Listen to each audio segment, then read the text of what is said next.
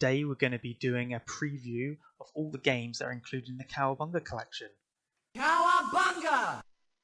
So starting with the Game Boy trilogy, we've got Teenage Mutant Ninja Turtles Fall of the Foot Clan for the Game Boy. This is the first game in the Game Boy series. It's a 2D platformer with the usual running and jumping through levels, or using your turtle-specific weapons to destroy enemies. Similar to the first NES Turtle game, in the way you don't have lives, but instead you control each of the 4 turtles. Then if all your turtles run out of health, then it's game over.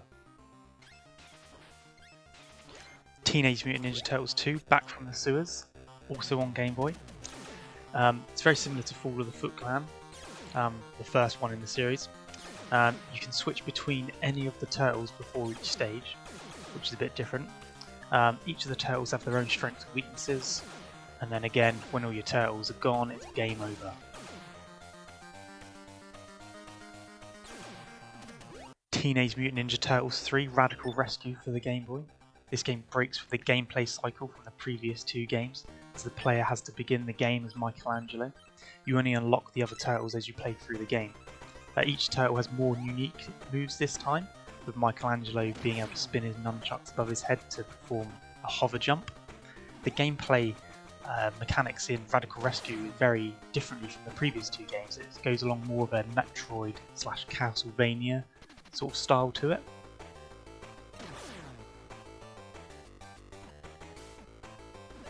Now moving on to the mainline numbered console games. First up is Teenage Mutant Ninja Turtles on the NES, which begins with a top-down RPG style perspective where you have to avoid enemies before making your way into the sewer or building, at which point the game switches to a more traditional side-scrolling platform action game.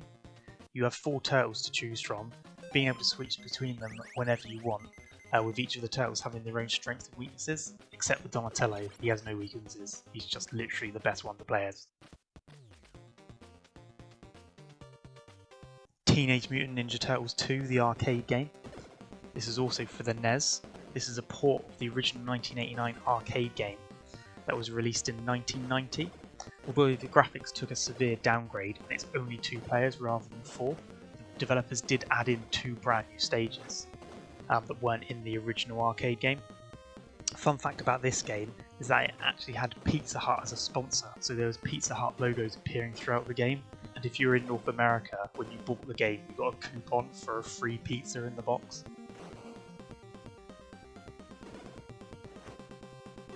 Teenage Mutant Ninja Turtles 3 The Manhattan Project is the last game released on the NES in the main series.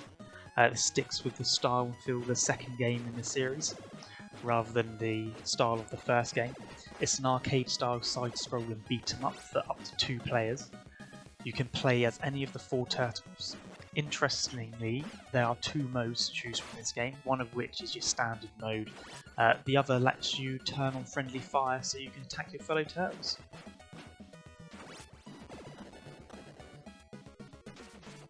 Teenage Mutant Ninja Turtles 4 Turtles in Time for the Super Nintendo.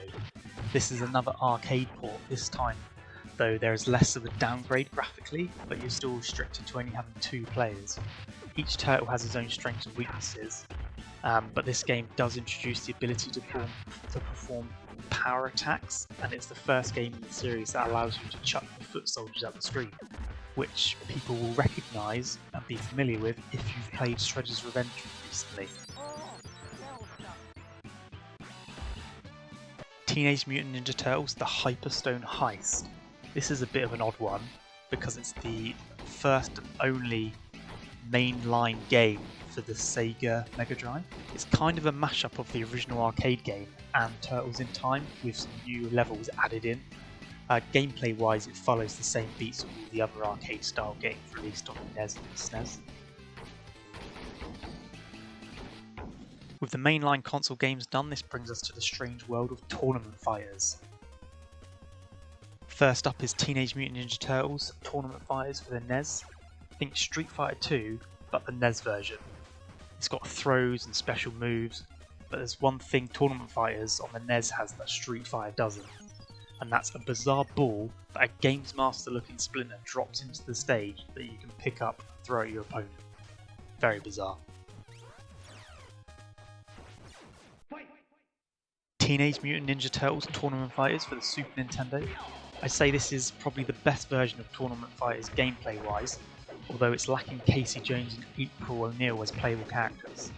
It does feature 4 attack buttons thanks to the SNES controller and a super meter that can be used to perform super moves. Graphically it looks a lot like Street Fighter 2 but with added turtles.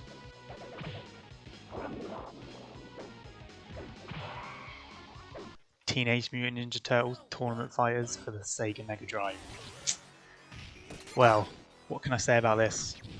It's better than the NES version, but it's definitely not as good as the Super Nintendo version.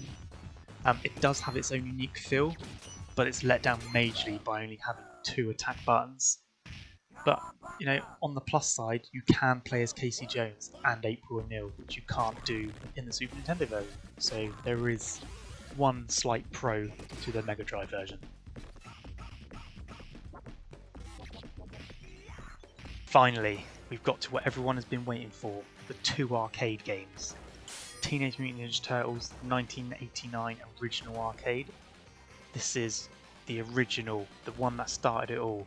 It's 4-player side-scrolling beat 'em up, and in my opinion it's the best game in the Cowabunga Collection. Each of the turtles have their own strengths and weaknesses. It features still image cutscenes that tie the whole story together. The level environments have all manner of interactable set pieces such as traffic cones, parking meters, fire hydrants, exploding oil drums. It's crazy. And best of all, it even has the original 1987 TV show theme.